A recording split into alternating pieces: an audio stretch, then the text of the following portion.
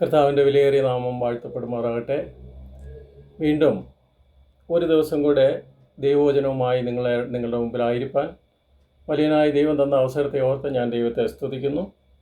ഇന്ന് പകലത്തെ അധ്വാനത്തിന് ശേഷം ഇപ്രകാരം നമുക്കെല്ലാവർക്കും ഒരുമിച്ച് ദൈവവചനത്തിന് മുമ്പിലായിരിക്കാൻ സർവശക്തനായ ദൈവം തന്ന അവസരത്തെ ഓർത്ത് ഞാൻ ദൈവത്തെ സ്തുതിക്കുകയാണ്. കഴിഞ്ഞ ദിവസങ്ങളിൽ നാം ഓർത്തതുപോലെ അപ്പോസ്തലനായ പൗലോസിൻ്റെ ജീവിതത്തിൻ്റെ ആരംഭഘട്ടത്തെക്കുറിച്ച് നാം ആദ്യം ചിന്തിച്ചു. അതിനുശേഷം തൻ്റെ ജീവിതത്തിൻ്റെ അവസാന ഘട്ടത്തിൽ തൻ്റെ റോമയിലേക്കുള്ള യാത്രയെക്കുറിച്ച് കഴിഞ്ഞ ദിവസം നാം ചിന്തിച്ചു. എന്നാൽ ഇന്ന് അതിൽ നിന്ന് വ്യത്യസ്തമായി മറ്റൊരു ഭാഗമാണ് ഞാൻ തിരഞ്ഞെടുത്തിരിക്കുന്നത്. അത് യോഹന്നാൻ്റെ സുവിശേഷത്തിൽ നിന്ന് ചില ചിന്തകൾ നമുക്ക് ഒരുമിച്ച് ചിന്തിക്കാം എന്ന് ഞാൻ വിചാരിക്കുകയാണ്. യോഹന്നാൻ്റെ സുവിശേഷം 5-ാം അധ്യായത്തിൻ്റെ 1 മുതൽ 18 വരെയുള്ള ഭാഗത്തു നിന്നാണ് നാം ചിന്തിക്കുവാനായിട്ട് ആഗ്രഹിക്കുന്നത്. ഇത് വളരെ സുപരിചിതമായൊരു വേദഭാഗമാണ് ഞാൻ തിരഞ്ഞെടുത്തിരിക്കുന്നത്. ഞാൻ അതിൻ്റെ ആദ്യത്തെ ചില വാക്യങ്ങൾ വായിച്ചതിന് ശേഷം നമുക്ക് ഒരുമിച്ച് ഈ ഭാഗത്തെക്കുറിച്ച് ചിന്തിക്കാം എന്ന് ഞാൻ വിചാരിക്കുന്നു. യോഹന്നാൻ്റെ സുവിശേഷം 5-ാം അധ്യായത്തിൻ്റെ 1-ാം വാക്യം മുതൽ. അതിൻ്റെ ശേഷം യഹൂദന്മാരുടെ ഒരു ഉത്സവം ഉണ്ടായിട്ട് യേശു യെരുശലേമിലേക്ക് പോയി. യെരുശലേമിൽ ആട്ടുവാതിക്കൽ ബെഥേസ്ദ എന്ന് എബ്രായ പേരുള്ള ഒരു കുളമുണ്ട്. അതിന് 5 മണ്ഡപമുണ്ട്. അവയിൽ വ്യാധിക്കാർ, കുരുടർ, മുടന്തർ, ക്ഷയരോഗികൾ ഇങ്ങനെ വലിയൊരു കൂട്ടം വെള്ളത്തിൻ്റെ ഇളക്കം കാത്തുകൊണ്ട് കിടന്നിരുന്നു.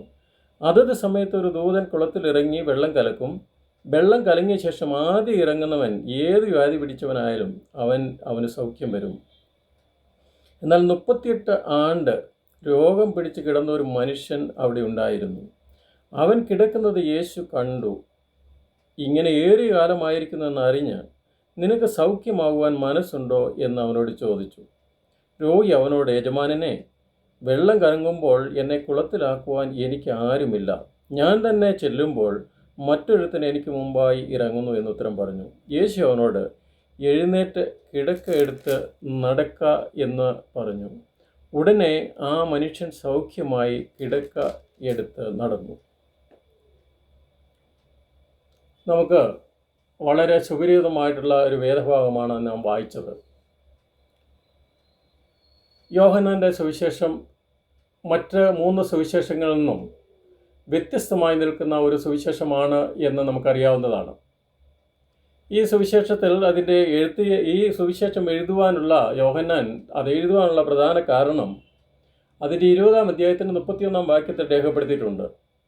യേശു ദൈവപുത്രനായ ക്രിസ്തു എന്ന് നിങ്ങൾ വിശ്വസിക്കേണ്ടതിനും വിശ്വസിച്ചിട്ട് അവൻ്റെ നാമത്തിൽ നിങ്ങൾക്ക് ജീവൻ ഉണ്ടാകേണ്ടതിനും ഇത് എഴുതിയിരിക്കുന്നു. അപ്പോൾ കർത്താവായ യേശു ക്രിസ്തുവിൻ്റെ ദൈവത്വത്തെ ചൂണ്ടിക്കാണിക്കുകയും എടുത്തു കാണിക്കുകയും ചെയ്യുക എന്നുള്ളതായിരുന്നല്ലോ യോഹന്നാൻ്റെ സുവിശേഷത്തിൻ്റെ പ്രധാന ഉദ്ദേശം. നമുക്കറിയാം, ബൈബിൾ ആരംഭിക്കുന്നത് തന്നെ ആദിയിൽ ദൈവം എന്ന് പറഞ്ഞുകൊണ്ടാണ് തിരുവചനം ആരംഭിക്കുന്നത്. ബൈബിൾ ആരംഭിക്കുന്നത് ഉൽപ്പത്തി പുസ്തകം 1-ാം അധ്യായത്തിൻ്റെ 1-ാം വാക്യം. എന്നാൽ യോഹന്നാൻ്റെ സുവിശേഷം ആരംഭിക്കുന്നത് ആദിയിൽ വചനം എന്ന് പറഞ്ഞുകൊണ്ടാണ് ആരംഭിക്കുന്നത്. ആദിയിൽ വചനം, ആ വചനം ദൈവമായിരുന്നു എന്ന് വളരെ വ്യക്തമായിട്ട് രേഖപ്പെടുത്തിക്കൊണ്ട് ആരംഭിച്ചിരിക്കുന്ന ഒരു സുവിശേഷ കൂടിയാണ് യോഹന്നാൻ്റെ സുവിശേഷം. താന് കർത്താവായ യേശു ക്രിസ്തുവിൻ്റെ ദൈവത്വത്തെ എടുത്തു കാണിക്കുവാൻ വേണ്ടിയും ആ ദൈവത്തിന് മനുഷ്യരോടുള്ള കരുണയും മനുഷ്യരെ രക്ഷിക്കുവാനുള്ള താല്പര്യവും കാണിക്കുന്ന 8 അടയാളങ്ങൾ, താന് അത്ഭുതങ്ങളെ അടയാളങ്ങൾ എന്നാണ് വിശേഷിപ്പിച്ചിരിക്കുന്നത് എന്നുകൂടി ഒരു പ്രത്യേകത ഈ സുവിശേഷത്തിനുണ്ട്. ഈ 8 അടയാളങ്ങളാണ് കർത്താവായ യേശു ക്രിസ്തുവിനെ കുറിച്ചുള്ള 8 അടയാളങ്ങൾ മാത്രം താൻ തിരഞ്ഞെടുത്തതിന് ശേഷം ഈ സുവിശേഷത്തിൽ രേഖപ്പെടുത്തിയിരിക്കുകയാണ്. നമുക്കറിയാം, ഈ സുവിശേഷത്തിൽ എഴുതാത്ത ധാരാളം കാര്യങ്ങൾ കർത്താവായ യേശു ക്രിസ്തു ചെയ്തിട്ടുണ്ട്. എന്നാൽ അതിൽ നിന്ന് കർത്താവായ യേശു ക്രിസ്തുവിൻ്റെ ദൈവത്വത്തെ എടുത്തു കാണിക്കുവാൻ മാത്രം പര്യാപ്തമായ കാര്യങ്ങൾ മാത്രമാണ് യേശു ക്രിസ്തുവിനോട് ഏറ്റവും ചേർന്നിരുന്ന, കർത്താവ് ഏറ്റവും സ്നേഹിച്ചിരുന്ന ശിഷ്യനായ യോഹന്നാൻ നമുക്ക് വേണ്ടി ഇവിടെ രേഖപ്പെടുത്തിയിരിക്കുന്നത് എന്ന് നമുക്ക് മനസ്സിലാക്കുവാൻ സാധിക്കുന്നു. ഇന്ന് നമുക്ക് ഈ വിഷയത്തിൽ ഈ വായിച്ച ഭാഗത്ത് നിന്ന് എന്താണ് നമ്മുടെ ഇന്നത്തെ ആത്മീയ ജീവിതത്തിൽ നമുക്ക് മനസ്സിലാക്കുവാൻ സാധിക്കുന്ന കാര്യം? ആ കർത്താവിനെ നാം എത്രയധികം മനസ്സിലാക്കിയിരിക്കുന്നു, കർത്താവ് എത്രയധികം നമ്മുടെ ജീവിതവുമായി ബന്ധപ്പെട്ടിരിക്കുന്നു എന്ന് തുടങ്ങിയ ചില ചിന്തകളാണ് നമുക്ക് ചിന്തിക്കുവാനായിട്ട് ഞാൻ ആഗ്രഹിക്കുന്നത്. കർത്താവായ യേശു ക്രിസ്തുവിൻ്റെ ജീവൻ്റെ ഉറവിടമായ കർത്താവ് തൻ്റെ ജീവദായക ശുശ്രൂഷയുടെ ഒരു ഭാഗമായ ഒരു അടയാളമാണ് നാം ഇവിടെ വായിച്ചു കേട്ടത്. അത് ആരംഭിക്കുന്നതാണ്. അതിൻ്റെ ശേഷം യഹൂദന്മാരുടെ ഒരു ഉത്സവമുണ്ടായിട്ട് യേശു യെരുശലേമിലേക്ക് പോയി. നമുക്കറിയാം, എല്ലാ യഹൂദ പുരുഷന്മാരും യെരുശലേമിലേക്ക് പോകേണ്ട ആവശ്യകതയുണ്ടായിരുന്നു ഈ പെരുന്നാളിൽ പങ്കെടുക്കുവാൻ വേണ്ടി. അത് 3 പെരുന്നാളുകളിൽ ഏതെങ്കിലും ഒരു പെരുന്നാളായിരിക്കും കർത്താവ് പോയത് എന്ന് നമുക്ക് വിശ്വസിക്കാം. 1 പെസഹ പെരുന്നാൾ, 2 പെന്തക്കോസ്ത് പെരുന്നാൾ, 3 കൂടാര പെരുന്നാൾ. ഈ പെരുന്നാളുകളിൽ ഏതെങ്കിലും ഒരു പെരുന്നാളിനായിരിക്കാം കർത്താവായ യേശുക്രിസ്തു പോയത് എന്ന് നമുക്ക് സ്വാഭാവികമായിട്ടും കരുതുവാനായിട്ട് സാധിക്കും. അവിടെ 2-ാമത്തെ വാക്യത്തിൽ നാം വായിക്കുന്നത്, യെരുശലേമിൽ ആട്ടുവാതിൽക്കൽ ബെഥെസ്ദ എന്ന എബ്രായ പേരുള്ള ഒരു കുളമുണ്ട്, അതിന് 5 മണ്ഡപമുണ്ട്. ഈ ബെഥെസ്ദ എന്ന വാക്കിൻ്റെ അർത്ഥം വളരെ സുപരിചിതമാണ്, നമുക്കെല്ലാവർക്കും അറിയാവുന്നതാണ്. ബെഥെസ്ദ എന്ന വാക്കിൻ്റെ അർത്ഥം കരുണയുടെ ഭവനം അല്ലെങ്കിൽ കൃപയുടെ ഭവനം, ഓർ ഹൗസ് ഓഫ് മേഴ്സി എന്നാണ് ബെഥെസ്ദ എന്ന ഈ എബ്രായ വാക്കിൻ്റെ അർത്ഥം. എന്നാൽ നാം അവിടെ കാണുന്നത് എന്താണ്? ഇവിടെ കരുണയുടെ ഭവനത്തിൽ, അവിടെ കരുണയുണ്ടാകേണ്ട ഭവനത്തിൽ നാം കാണുന്നത് വളരെ കരുണയില്ലാത്ത ഒരു സാഹചര്യമാണ്. നിഷ്കരുണമായ ഒരു അവസ്ഥയാണ് നമുക്കവിടെ കാണുവാൻ സാധിക്കുന്നത്. 3-ാമത്തെ വാക്യത്തിൽ, അവയിൽ വ്യാധിക്കാർ, കുരുടർ, മുടന്തർ, ക്ഷയരോഗികൾ, ഇങ്ങനെ വലിയൊരു കൂട്ടം വെള്ളത്തിൻ്റെ ഇളക്കം കാത്തുകൊണ്ട് കിടന്നുകൊണ്ടിരുന്ന ഒരു സാഹചര്യത്തിലാണ് അവിടെ ആയിരിക്കുന്നത്. അതായത് പേരുമായി യാതൊരു ബന്ധവുമില്ലാത്ത ഒരു സാഹചര്യത്തിൽ കൂടിയാണ് അവിടെ കടന്നു പോകുന്നത്. കരുണയുടെ ഭവനം എന്ന പേര് ആ സ്ഥലത്തിനുണ്ട്, അല്ലെങ്കിൽ house of Mercy, house of grace എന്നൊക്കെ നമുക്ക് അതിനെ വിളിക്കാൻ സാധിക്കും. എന്നാൽ അവിടെ സംഭവിക്കുന്ന കാര്യങ്ങൾ കണ്ടു കഴിഞ്ഞാൽ അവിടെ കരുണയുടെ യാതൊരു കാര്യവും നമുക്കവിടെ കാണുവാൻ സാധ്യമല്ല. വളരെ നിഷ്കരുണമായ സാഹചര്യത്തിൽ കൂടിയാണ് അവിടെ കാണുവാൻ സാധിക്കുന്നത്. അത് നമുക്ക് മനസ്സിലാക്കുമ്പോൾ പേരുമായിട്ട് യാതൊരു ബന്ധവുമില്ലാത്ത സാഹചര്യത്തിൽ കൂടിയാണ് അവിടെ കടന്നു പോകുന്നത് എന്ന് നമുക്ക് മനസ്സിലാക്കുവാൻ സാധിക്കും. നമുക്കറിയാം, വെളിപാട് പുസ്തകത്തിൽ നാം 7 സഭകൾക്ക് കർത്താവ് എഴുതുന്ന ആ ലേഖനം 7 സഭകൾക്ക് എഴുതുമ്പോൾ അതിൽ ഒരു സഭ, സർദീസിലെ സഭയെക്കുറിച്ച് എഴുതുമ്പോൾ 3-ാം അധ്യായത്തിൽ 1-ാം വാക്യത്തിൽ ഇങ്ങനെയാണ് പറയുന്നത്, ജീവനുള്ളവനെന്ന് നിനക്ക് പേരുണ്ട്, എങ്കിലും നീ മരിച്ചവനാവുന്നു. നല്ല പേരുള്ള ഒരു സഭയായിരുന്നു സർദീസിലെ സഭ. നല്ല പേരുണ്ടായിരുന്നു, മറ്റുള്ളവരുടെ മുമ്പിൽ നല്ല ഒരു പേര്. അവർ നോക്കുമ്പോൾ അവൻ വളരെ ആക്റ്റീവാണ്, വളരെ ജീവിച്ചിരിക്കുന്നവനാണ്, വളരെ ധാരാളം പ്രവർത്തനങ്ങളൊക്കെ ഉള്ളവനാണ്. എന്നാൽ കർത്താവ് വളരെ അടുത്ത് അവരുടെ ഹൃദയത്തെ നോക്കിക്കഴിഞ്ഞപ്പോൾ പറയുകയാണ്, ജീവനുള്ളവനെന്ന് നിനക്ക് പേരുണ്ട്, പക്ഷേ നീ മരിച്ചവനാണ്. ഞാൻ ഹൃദയത്തെ നോക്കിക്കഴിഞ്ഞപ്പോൾ നിനക്ക് കുറവുള്ളതായിട്ട് ഞാൻ മനസ്സിലാക്കിയിരിക്കുന്നു എന്ന് കർത്താവ് പറയുകയാണ്. അപ്പോൾ ആ ഭാഗം കൂടി എൻ്റെ മനസ്സിലേക്ക് പെട്ടെന്ന് ഈ ഭാഗം ചിന്തിച്ചപ്പോൾ എൻ്റെ മനസ്സിലേക്ക് കടന്നു വന്നു. അവിടെ പേര് ബെഥെസ്ദ എന്ന പേരാണെങ്കിലും അവിടെ നടക്കുന്ന കാര്യങ്ങളൊക്കെ ആ പേരുമായിട്ട് യാതൊരു ബന്ധവുമില്ലാത്ത ഒരു ജീവിതമാണ് അവിടെ നടക്കുന്നത്. നമ്മുടെ ക്രിസ്തീയ ജീവിതത്തിൽ നാം ശ്രദ്ധിക്കേണ്ട ഒരു പ്രധാനപ്പെട്ട ഒരു കാര്യം കൂടി നമ്മുടെ മനസ്സിലേക്ക് കടന്നു വരികയാണ്. നല്ല പേരുണ്ട്, മറ്റുള്ളവരുടെ മുമ്പിലൊക്കെയും നല്ല രീതിയിലാണ് എങ്കിൽ പോലും ദൈവം നമ്മുടെ ഹൃദയത്തെ നോക്കുമ്പോൾ അത് എപ്രകാരമായിരിക്കുന്നു, ഞാൻ നിന്നെ തൂക്കി നോക്കിയിരിക്കുന്നു, നീ കുറവുള്ളവനായി ഞാൻ കണ്ടിരിക്കുന്നു എന്ന് പറയുന്ന ഒരു സാഹചര്യത്തിലേക്കാണോ നമ്മുടെ അവസ്ഥ എന്ന് നാം ചിന്തിക്കേണ്ട ഒരു ആവശ്യകതയുണ്ട്. ഈ താഴേക്കുള്ള ഭാഗം വായിക്കുമ്പോൾ 1 മുതൽ 18 വരെയുള്ള ഭാഗം വായിക്കുമ്പോൾ 3 രീതിയിലുള്ള 3 ആളുകളെക്കുറിച്ച് നമുക്ക് കാണാൻ സാധിക്കുന്നു. 1 കർത്താവായ യേശുക്രിസ്തുവിനെ കുറിച്ച് നമുക്ക് കാണുവാൻ സാധിക്കുന്നു. 2 യഹൂദന്മാരെ നമുക്കവിടെ കാണുവാൻ സാധിക്കുന്നുണ്ട്. അതിൻ്റെ 10-ാം വാക്യം മുതൽ താഴേക്ക് യഹൂദന്മാർ ഈ അടയാളം സംഭവിച്ചതിന് ശേഷം അവരതിനെ ഏത് രീതിയിലാണ് സമീപിച്ചതെന്ന് നമുക്ക് കാണാൻ സാധിക്കുന്നുണ്ട്. 3-ാമത് ഈ ഭാഗത്തെ പ്രധാന കഥാനായകൻ എന്ന് പറയാവുന്ന വ്യക്തിയാണ് ഒരു മനുഷ്യൻ. അപ്പോൾ യേശുക്രിസ്തുവുണ്ട്, യഹൂദന്മാരുണ്ട്, ഒരു മനുഷ്യനുണ്ട്. ഈ ഭാഗത്ത് പ്രധാനമായും പറയുന്ന ഈ ഒരു മനുഷ്യൻ്റെ കഥയാണ് നാം ഇവിടെ പറയുന്നത്. ഒരു മനുഷ്യൻ്റെ ജീവിതത്തിൽ സംഭവിച്ച കാര്യമാണ് ഈ ഭാഗത്ത് നമുക്ക് കാണാൻ സാധിക്കുന്നത്. എന്തായിരുന്നു ഈ ഒരു മനുഷ്യൻ്റെ അവസ്ഥ? അവൻ്റെ അവസ്ഥ എന്ന് പറഞ്ഞാൽ 5-ാം വാക്യം, എന്നാൽ 38 ആണ്ട് രോഗം പിടിച്ചു കിടന്ന ഒരു മനുഷ്യൻ അവിടെ ഉണ്ടായിരുന്നു. 38 വർഷം ഒരു മനുഷ്യൻ അവിടെ കിടക്കുകയാണ്. 5-ാം വാക്യത്തിൽ പറയുന്നത് അവിടെ വലിയൊരു 3-ാം വാക്യം, അവിടെ വലിയൊരു കൂട്ടമുണ്ടായിരുന്നു. അതിൻ്റെ മധ്യത്തിൽ ഒരു മനുഷ്യൻ, വലിയ ആൾക്കൂട്ടത്തിൻ്റെ മധ്യത്തിൽ ഒറ്റപ്പെട്ടു പോയ ഒരു മനുഷ്യൻ്റെ ചിത്രമാണ് നമുക്കിവിടെ കാണുവാൻ സാധിക്കുന്നത്. ഏതെങ്കിലും സമയത്ത് ആരുടെയെങ്കിലും ഭാഗത്തു നിന്ന് എന്തെങ്കിലും ഒരു സഹായം ലഭിക്കുമെന്ന് വിചാരിച്ചുകൊണ്ട് അവിടെ ആരും സഹായമില്ലാതെ കഴിയുന്ന ഒരു മനുഷ്യൻ, പ്രതീക്ഷ നഷ്ടപ്പെട്ട ഒരു മനുഷ്യൻ, പ്രതീക്ഷയ്ക്കുള്ള വകകൾ മുഴുവൻ നഷ്ടപ്പെട്ട ഒരു മനുഷ്യനാണ് നമുക്ക് കാണുവാൻ സാധിക്കുന്നത്. നമുക്കറിയാം, ഒറ്റപ്പെടൽ എന്നുള്ളത് സമൂഹത്തിൽ ഒറ്റപ്പെട്ടു പോയി എന്ന് തോന്നുന്ന അവസ്ഥ വളരെ ദയനീയമായ ഒരു സാഹചര്യമാണ്, ഒരു നിസ്സഹായമായ ഒരു സാഹചര്യമാണ്. ആരും സഹായമില്ലാത്ത ഒരു പ്രത്യേക അവസ്ഥയാണ് ഈ മനുഷ്യൻ്റെ അവസ്ഥ. നമുക്കറിയാം, തിരുവചനത്തിൽ ധാരാളം ആളുകളെക്കുറിച്ച് നമുക്ക് ആദിയോടന്തം കാണുവാൻ സാധിക്കുന്നു. അങ്ങനെ ഒറ്റപ്പെട്ടു പോയി എന്ന് തോന്നി വളരെ വേദനയിൽ കൂടി കടന്നുപോയ ധാരാളം ആളുകളെ ദൈവം ബലപ്പെടുത്തിയതും ദൈവം അവരെ കാണുകയും അവരെ അറിയുകയും അവരുടെ അടുക്കൽ ചെന്ന് അവരോട് ചോദിക്കുകയും ചെയ്യുന്ന അനേക സംഭവങ്ങൾ ദൈവവചനത്തിൽ രേഖപ്പെടുത്തിയിട്ടുണ്ട്. ഇത് പറഞ്ഞപ്പോൾ പെട്ടെന്ന് എൻ്റെ മനസ്സിലേക്ക് വന്ന ഒരു പാട്ടിൻ്റെ ശകലമാണ്. നിങ്ങളുടെയും മനസ്സിൽ അത് വന്നു കാണും. സാധു കൊച്ചുകുഞ്ഞു ഉപദേശിയുടെ പാട്ട്, ആരും സഹായമില്ല, എല്ലാവരും പാരിൽ കണ്ടും കാണാതെയും പോയിടുന്നു, എന്നാൽ എനിക്കൊരു സഹായകൻ വാനിൽ ഉണ്ടെന്നറിഞ്ഞതിൽ ഉല്ലാസമേ എന്ന് ആ ദൈവദാസൻ പാടിയത് തൻ്റെ ജീവിതത്തിൻ്റെ അനുഭവത്തിൽ നിന്നാണ്. അതെ, ആരും സഹായമില്ല, എല്ലാവരും കണ്ടും കാണാതെയും കടന്നു പോകുന്ന ഒരു സാഹചര്യം. ആ ദൈവദാസൻ അപ്രകാരം ഒരു സാഹചര്യത്തിൽ കൂടി കടന്നു പോയിട്ടാണല്ലോ അപ്രകാരം എഴുതുവാനായിട്ട് സാധിച്ചത്. നമ്മളുടെ ഓരോരുത്തരുടെയും ക്രിസ്തീയ ജീവിതത്തിൽ പലപ്പോഴും ഇങ്ങനെയുള്ള സാഹചര്യത്തിൽ കൂടി കടന്നു പോകാനായിട്ട് സാധ്യതയുണ്ട്. ഒറ്റപ്പെട്ടു പോകുന്ന അവസ്ഥ, ആരും സഹായമില്ലാത്ത സാഹചര്യം, ആരെങ്കിലും ഒരു വാക്ക് നമ്മുടെ നല്ല വാക്ക് പറഞ്ഞെങ്കിൽ എന്ത് നന്നായിരുന്നു എന്ന് തോന്നുന്ന ചില സാഹചര്യങ്ങൾ, ആരെങ്കിലും എന്നെ ഒന്ന് ആശ്വസിപ്പാനുണ്ടായിരുന്നെങ്കിൽ എന്ന് തോന്നുന്ന ഒരു സാഹചര്യം. അങ്ങനെയുള്ള സാഹചര്യത്തിൽ കൂടി കടന്നുപോയ അനേക ദേവദാസന്മാരുടെ ജീവചരിത്രം തിരുവചനത്തിൽ രേഖപ്പെടുത്തിയിട്ടുണ്ട്. കാരണം എന്നെയും നിങ്ങളെയും നമ്മെ ഓരോരുത്തരെയും ബലപ്പെടുത്തുവാൻ വേണ്ടി പരിശുദ്ധാത്മാവാം ദൈവം അത് രേഖപ്പെടുത്തിയിട്ടുണ്ട്. 1 രാജാക്കന്മാർ 19-ാം അധ്യായത്തിൻ്റെ 10-ാം വാക്യത്തിൽ ഏലിയാവ് ഇങ്ങനെ പറയുന്നുണ്ട്.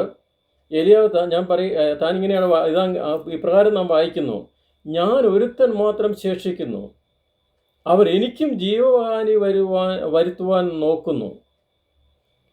ഞാൻ ഒരുത്തൻ മാത്രമേ ഉള്ളൂ, അവർ എന്നെയും കൊല്ലുവാനായിട്ട് ആഗ്രഹിക്കുന്നു. ഞാൻ ഒറ്റപ്പെട്ടു പോയിരിക്കുകയാണ്.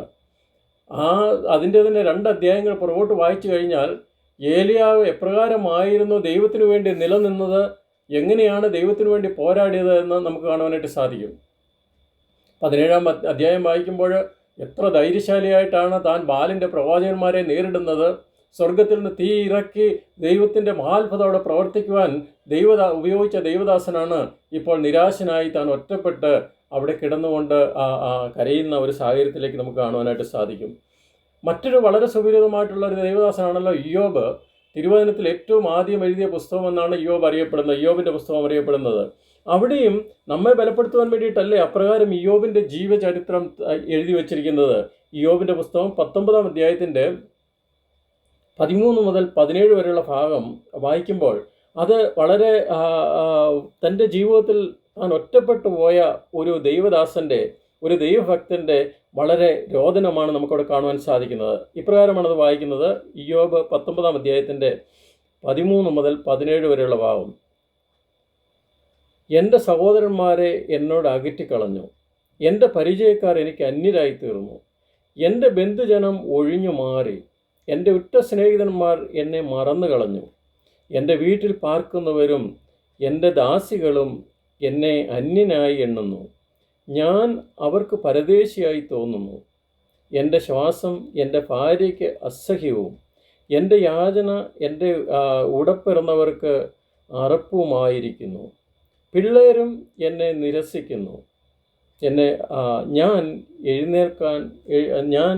എഴുന്നേറ്റാൽ അവർ കളിയാക്കുന്നു. എത്ര ദയനീയമായ ഒരു സാഹചര്യത്തിൽ കൂടിയാണ് ഇവിടെ ഇയ്യോബ് കടന്നു പോയിരിക്കുന്നത്.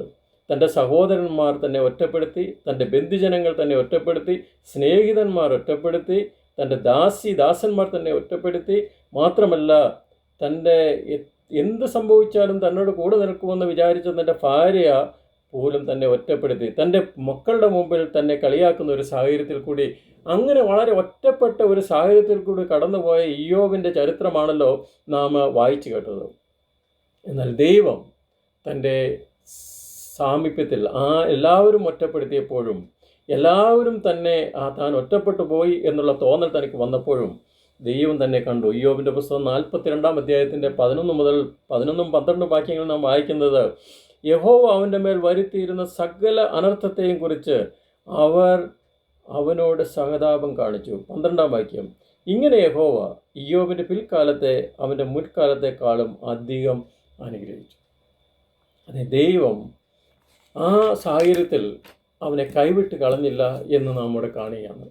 ഇനിയും യിരെമ്യാ പ്രവാചകൻ്റെ ജീവിതം നോക്കിയാലോ, യിരെമ്യാ പ്രവാചകൻ താൻ വിലാപങ്ങളുടെ പുസ്തകം 3-ാം അധ്യായത്തിൻ്റെ 19-ാം വാക്യത്തിൽ താൻ കരയുന്നു. ഈ യിരെമ്യാ പ്രവാചകനെ കുറിച്ച് അറിയുന്നത് കരയുന്ന പ്രവാചകൻ എന്നാണ് പൊതുവെ അറിയപ്പെടുന്നത്. അതായത് ദൈവത്തെ ഉപേക്ഷിച്ച് കളഞ്ഞ മനുഷ്യരെ ഓർത്തുകൊണ്ട്, ഇസ്രായേൽ ജനത്തെ ഓർത്തുകൊണ്ട് അവർക്ക് വേണ്ടി നെടുവീർപ്പിട്ട് കരയുന്ന ഒരു ദൈവദാസനായിരുന്നല്ലോ യിരെമ്യാവ്. താൻ ഇപ്രകാരം പറയുകയാണ് 3-ാം അധ്യായത്തിൻ്റെ 19-ാം വാക്യത്തിൽ, നീ എൻ്റെ കഷ്ടതയും അരിഷ്ടതയും കാഞ്ഞിരവും കയ്പും ഓർക്കണമേ. 22-ാം വാക്യം, നാം മുടിഞ്ഞു പോകാതിരിക്കുന്നത് യഹോവയുടെ ദയയാവുന്നു, അവൻ്റെ കരുണ തീർന്നു പോയിട്ടില്ലല്ലോ. അതായത് ഓരോ നിമിഷവും ദൈവത്തിൻ്റെ കരുണ പുതിയതാണ്, അത് തീർന്നു പോയിട്ടില്ല. ഞാൻ വളരെ അരിഷ്ടതയിൽ കൂടിയും കയ്പിൻ്റെ സാഹചര്യത്തിൽ കൂടിയും കടന്നു പോകുമ്പോൾ ദൈവത്തിൻ്റെ കരുണ എന്നെ കൈവിട്ടിട്ടില്ല, ഞാൻ ഒറ്റപ്പെട്ടിട്ടില്ല, ദൈവം എന്നോട് കൂടെയുണ്ട്. ഗെത്സമന തോട്ടത്തിൽ കർത്താവായ യേശു ക്രിസ്തുവിൻ്റെ പ്രാർത്ഥന നമുക്കൊക്കെ വളരെ സുപരിചിതമാണല്ലോ. മത്തായിയുടെ സുവിശേഷം 26-ാം അധ്യായത്തിലും ലൂക്കോസിൻ്റെ സുവിശേഷം 22-ാം അധ്യായത്തിലും നാം അത് വായിക്കുകയാണ്. എൻ്റെ ദൈവമേ, കർത്താവേ, കഴിയുമെങ്കിൽ ഈ പാനപാത്രം എങ്കിൽ നിന്ന് നീൽക്കണമേ. തന്നോട് കൂടെ എപ്പോഴും ഉണ്ടാകുമെന്ന് വിചാരിച്ച ശിഷ്യന്മാർ പോലും ഒരു നിമിഷം തന്നോടുകൂടി ഉണർന്നിരുന്ന് പ്രാർത്ഥിപ്പാൻ തയ്യാറില്ലാതിരുന്നു.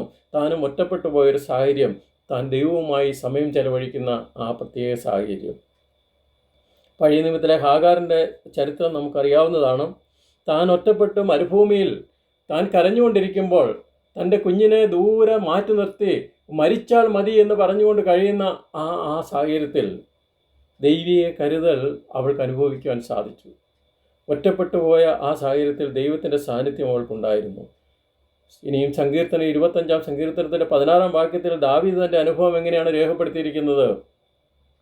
ഞാൻ ഏകാകിയും അരിഷ്ടനുമാകുന്നു, ഞാൻ ഏകാകിയും അരിഷ്ടനുമാകുന്നു.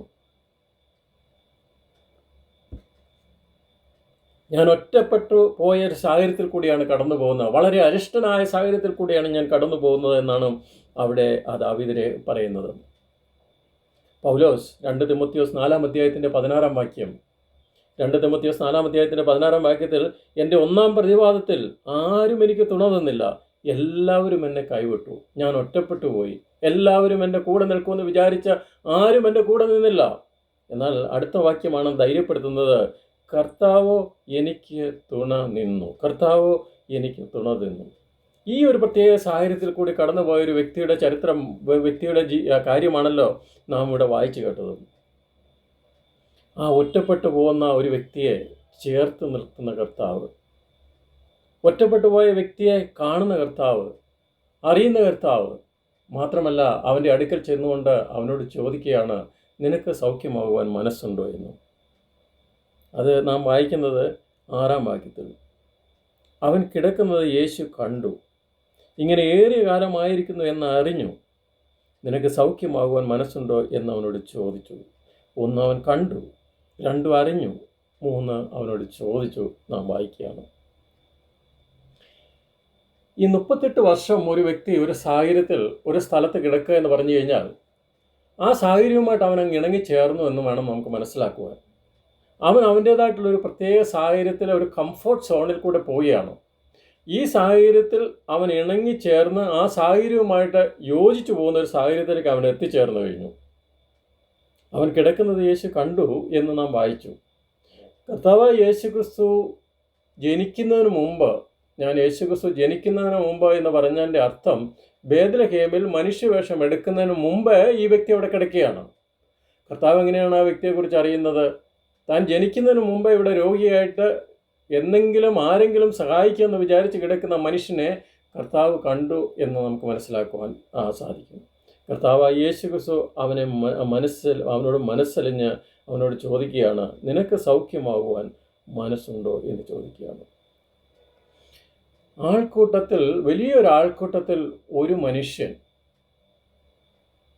വലിയ ആൾക്കൂട്ടത്തിലെ ഒരു സ്ത്രീ, മർക്കോസിന്റെ സുവിശേഷം 5-ാം അധ്യായത്തിന്റെ 30-ാം വാക്യം, 12 വർഷം രക്തസ്രാവക്കാരിയായ സ്ത്രീ ആ ആൾക്കൂട്ടത്തിൽ വന്ന് കർത്താവിനെ തൊടുകയാണ്. യേശു ക്രിസ്തു അവരോട് ചോദിക്കുകയാണ്, എൻ്റെ വസ്ത്രം തൊട്ടത് ആരെന്ന് ചോദിച്ചു. ശിഷ്യന്മാർ പറയുകയാണ്, പുരുഷാരം നിന്നെ തിരക്കുന്നത് കണ്ടിട്ടും എന്നെ തൊടുന്നത് ആരെന്ന് ചോദിക്കുന്നുവോ? എന്നാൽ കർത്താവ് അവിടെ നിന്നില്ല. യേശു അത് കാണുവാൻ ചുറ്റും നോക്കിക്കൊണ്ടിരുന്നു. ആൾക്കൂട്ടത്തിൽ തനിയെ ഒറ്റപ്പെട്ടു പോയൊരു സ്ത്രീ, ഏറിയോന്ന് സഹിച്ച ഒരു സ്ത്രീ, 12 വർഷക്കാലം അനേക അനേക വൈദ്യന്മാരാൽ ഏറിയോന്ന് സഹിച്ച് തൻ്റെ വസ്തുവകൾ മുഴുവൻ നഷ്ടപ്പെട്ട് സമൂഹത്തിൽ ഒറ്റപ്പെട്ടു പോയൊരു സ്ത്രീ. യഹൂദന്മാരുടെ നിയമം അനുസരിച്ച് അവൾ അശുദ്ധയായിരുന്നു. അവൾ സമൂഹത്തിൽ പ്രത്യക്ഷപ്പെടുവാൻ പാടില്ലാത്തവളായിരുന്നു. അവൾ പാളയത്തിന് പുറത്തേക്ക് പോകേണ്ടവളായിരുന്നു. അവൾ ധൈര്യം സംഭരിച്ചുകൊണ്ട് കർത്താവായ യേശു ക്രിസ്തുവിൻ്റെ വസ്ത്രമെങ്കിലും ഒന്ന് തൊട്ടാൽ ഞാൻ സൗഖ്യമാകുമെന്നുള്ള വിശ്വാസത്തോടുകൂടി കർത്താവിനെ സ്പർശിച്ചു കഴിഞ്ഞപ്പോൾ ആ ആൾക്കൂട്ടം മുഴുവൻ കർത്താവിനെ തിക്കിത്തിരക്കിക്കൊണ്ടിരുന്നതല്ല പ്രാധാന്യം, എന്നെ ആരാണ് സ്പർശിച്ചതെന്നാണ് അവിടെ പ്രാധാന്യം. ആൾക്കൂട്ടത്തിൽ ഒരു സ്ത്രീ, ഇവിടെ ആൾക്കൂട്ടത്തിൽ ഒരു മനുഷ്യൻ. ആ മനുഷ്യനോട് കർത്താവ് ചോദിക്കുകയാണ്, നിനക്ക് സൗഖ്യമാകുവാൻ മനസ്സുണ്ടോ എന്ന് അവനോട് ചോദിച്ചു. നമുക്കറിയാം, ഈ 38 വർഷമായിട്ട് കിടക്കുന്ന ഒരു വ്യക്തിയോട് നിനക്ക് സൗഖ്യമാകാൻ മനസ്സുണ്ടോ എന്ന് കർത്താവ് എന്തുകൊണ്ടാണ് ചോദിച്ചതെന്ന് സ്വാഭാവികമായിട്ടും നമുക്ക് തോന്നിപ്പോകാനുള്ള സാധ്യത ധാരാളമാണ്. കാരണം അല്ലെങ്കിൽ പിന്നെ അവനവിടെ കിടക്കേണ്ട കാര്യമില്ലല്ലോ. പിന്നെ എന്തുകൊണ്ടാണ് കർത്താവ് ചോദിച്ചത് നിനക്ക് സൗഖ്യമാകാൻ മനസ്സുണ്ടോ എന്ന്? യേശു ക്രിസ്തു ദൈവമാണല്ലോ, യേശു ക്രിസ്തു തീർച്ചയായിട്ടും അറിയാമല്ലോ എന്ന് നമുക്ക് തോന്നിപ്പോകാം. മത്തായിയുടെ സുവിശേഷം 6-ാം അധ്യായത്തിൻ്റെ 8-ാം വാക്യത്തിൽ നാം ഇങ്ങനെ വായിക്കുന്നുണ്ട്, നിങ്ങൾക്ക് ആവശ്യമുള്ളത് ഇന്നതെന്ന് നിങ്ങൾ യാചിക്കും മുമ്പേ നിങ്ങളുടെ പിതാവ് അറിയുന്നുവല്ലോ. എങ്കിലും നാം യാചിക്കേണ്ട ആവശ്യമുണ്ടോ എന്നും നമുക്ക് അവിടെ കാണാൻ സാധിക്കും. അതുകൊണ്ടാണല്ലോ കർത്താവായ യേശു ക്രിസ്തു തൻ്റെ ശിഷ്യന്മാരെ പ്രാർത്ഥിപ്പാനായിട്ട് പഠിപ്പിച്ചത്.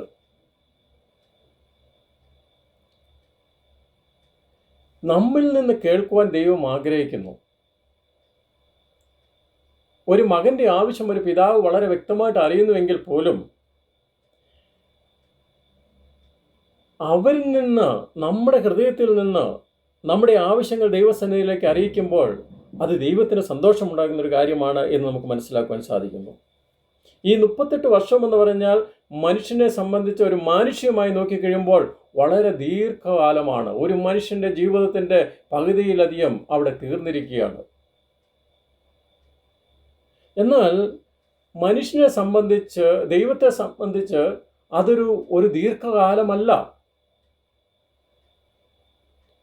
ദൈവം നമ്മുടെ പക്ഷത്താണെങ്കിൽ നമുക്ക് മനസ്സിലാക്കുവാൻ സാധിക്കുന്നത്, ദൈവം നമ്മളുടെ പക്ഷത്താണെങ്കിൽ അസാധ്യമായി ഒന്നുമില്ല. ദൈവത്തെ കൊണ്ട് എല്ലാം സാധ്യമാകുമെന്ന് തിരുവചനം നമ്മെ ഓർപ്പിക്കുകയാണ്.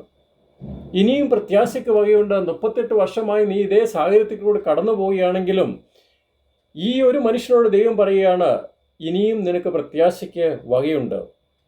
നിന്നെ സംബന്ധിച്ച് ഈ കിടപ്പ് ഇങ്ങനെ തന്നെ ആയി പോകും, ഇതിൽ നിന്നൊരു വ്യത്യാസം ഉണ്ടാകുകയില്ല എന്ന് നിരാശനായി നീ കഴിയുകയാണെങ്കിൽ പോലും കർത്താവ് പറയുകയാണ്, ഇനിയും പ്രത്യാശയ്ക്ക് വകയുണ്ട്, നിനക്ക് സൗഖ്യമാകുവാൻ താല്പര്യമുണ്ടോ എന്ന് ചോദിക്കുകയാണ്. അവിടെ വിശ്വാസത്തിൻ്റെ ചില വാക്കുകൾ നമുക്ക് കാണുവാനായിട്ട് സാധിക്കുന്നു. പ്രത്യാശയുടെ ചില വാക്കുകൾ. പ്രത്യാശയില്ലാത്ത സാഹചര്യത്തിൽ നിരാശനായി കഴിയുന്നൊരു വ്യക്തിയുടെ മുമ്പിൽ പ്രത്യാശയുടെ ചില ശബ്ദം നമുക്ക് കാണുവാനായിട്ട് സാധിക്കുന്നു. നിനക്ക് സൗഖ്യമാകുവാൻ താല്പര്യമുണ്ടോ? ഇപ്രകാരം ഞാൻ ചില നാളുകൾക്ക് മുമ്പ്, ചില വർഷങ്ങൾക്ക് മുമ്പ് ഞാൻ വായിച്ച ഒരു സംഭവ കഥ എൻ്റെ മനസ്സിലേക്ക് വരികയാണ്.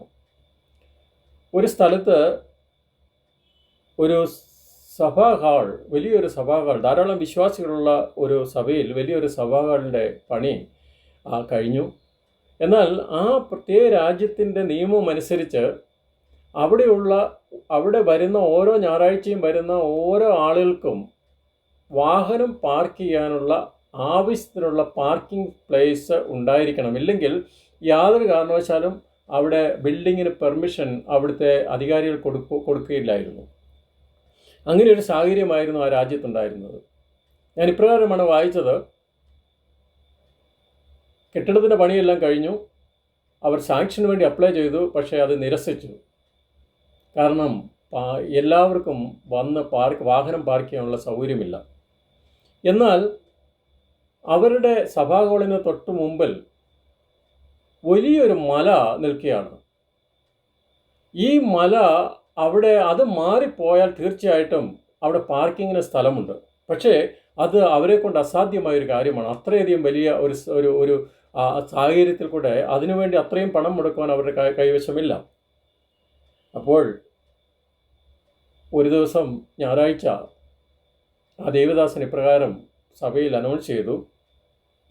ദൈവവചനത്തിൽ പറയുന്നത്, ആരെങ്കിലും തൻ്റെ ഹൃദയത്തിൽ സംശയിക്കാതെ താൻ പറയുന്നത് സംഭവിക്കുമെന്ന് വിശ്വസിച്ചുകൊണ്ട് ഈ മലയോട് നീ നീങ്ങി കടലിൽ ചാടിപ്പോക എന്ന് പറഞ്ഞാൽ അവൻ പറഞ്ഞതുപോലെ സംഭവിക്കും.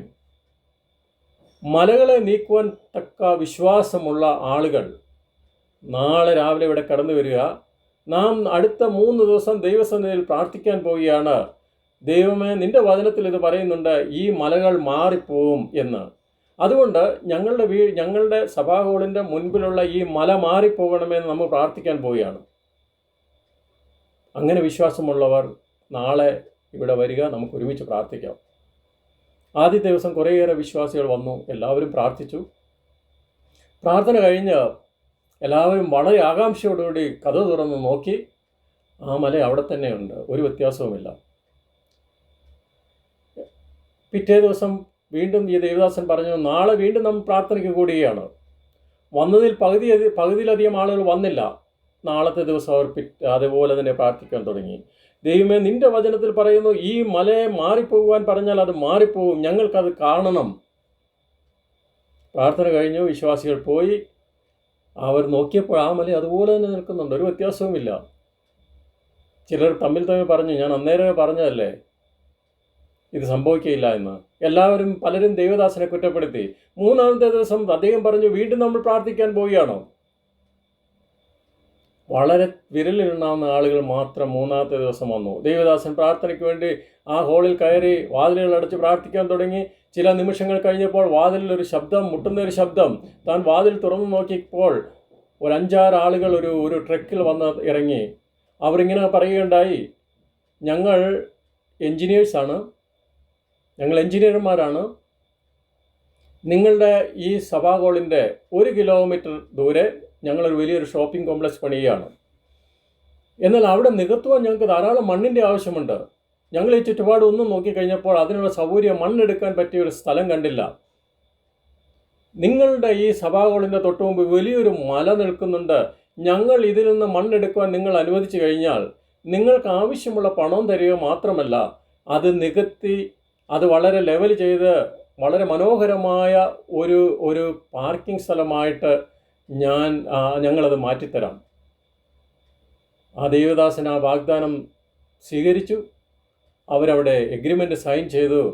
ആ പറഞ്ഞ ദിവസം തന്നെ അവിടെ ആ പാർക്കിങ്ങിന് ഉള്ള സ്ഥലം ലഭിക്കുകയും അവർക്ക് ആരാധന നടത്താനുള്ള പെർമിഷൻ ലഭിക്കുകയും ചെയ്യുകയുണ്ടായി. ദൈവത്തെ കൊണ്ട് അസാധ്യമായത് ഒന്നുമില്ല. അതാണ് നമുക്ക് കാണാൻ സാധിക്കുന്നത്. 38 വർഷം എന്ന് പറഞ്ഞാൽ മനുഷ്യരെ സംബന്ധിച്ച് വളരെ ദീർഘമായ വർഷമാണ്. ആ വ്യക്തിയോട് കർത്താവ് ചോദിക്കുകയാണ്, നിനക്ക് മനസ്സുണ്ടോ? നിന്റെ ജീവിത സാഹചര്യത്തിൽ നിന്നൊരു വ്യത്യാസമുണ്ടാകാൻ നിനക്കുകൂടി മനസ്സുണ്ടെങ്കിൽ മാത്രമേ എനിക്ക് പ്രവർത്തിക്കുവാൻ സാധ്യമാകുകയുള്ളൂ. എന്നാൽ യാഥാർത്ഥ്യം എന്ന് പറഞ്ഞു കഴിഞ്ഞാൽ ചിലർക്ക് മനസ്സില്ല എന്നുള്ളതൊരു യാഥാർത്ഥ്യം കൂടി ഉണ്ട്.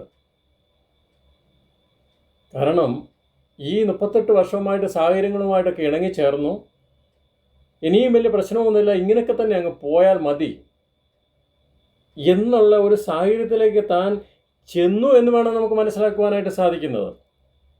ചില ആളുകൾക്ക് ആ സാഹചര്യം ഇപ്പോൾ ഉള്ള പോലെ അങ്ങ് പോയാൽ മതി, ഇതിൽ നിന്നൊരു വ്യത്യാസം എനിക്ക് എൻ്റെ ജീവിതത്തിൽ ആവശ്യമില്ല, എന്നാൽ തൻ്റെ ഉള്ളിൻ്റെ ഉള്ളിൽ അറിയാൻ തനിക്ക് ആവശ്യമുണ്ട്, സൗഖ്യം ആവശ്യമുണ്ട്, താൻ ബലഹീനനാണ്, തനിക്ക് സൗഖ്യം ആവശ്യമുണ്ട്. എന്നാൽ കർത്താവ് ചോദിക്കുന്ന ചോദ്യത്തിന് തൻ്റെ മറുപടി വളരെ രസകരമാണ്. ഞാൻ ഈ സമയത്ത് ചില വർഷങ്ങൾക്ക് മുമ്പ് ഞാൻ കണ്ട ഒരു വീഡിയോ എൻ്റെ മനസ്സിലേക്ക് ഓർമ്മ വരികയാണ്. ഒരു വീഡിയോ ഇപ്രകാരം കാണുകയുണ്ടായി. അമേരിക്കയിൽ ഒരു സ്ഥലത്ത് ഒരു വ്യക്തി താൻ ക്യാമറയുമായി ഈ ധാരാളം ഹോംലെസ്, അവിടെയുള്ള ആളുകൾ, അവിടെയുള്ള യാചകരെന്ന് അവർ പറയില്ല, ഹോംലെസ് എന്ന് മാത്രമേ അവർ പറയുള്ളൂ. ഹോംലെസ് പീപ്പിൾ എന്നാണ് പൊതുവെ പറയുന്നത്. വീടില്ലാത്തവർ. ഈ വീടില്ലാത്ത ആളുകളൊക്കെ, ജോലിയും വീടും ഒന്നും ഇല്ലാത്ത ആളുകളൊക്കെ കഴിഞ്ഞുകൂടുന്ന ഒരു സ്ഥലമുണ്ട്.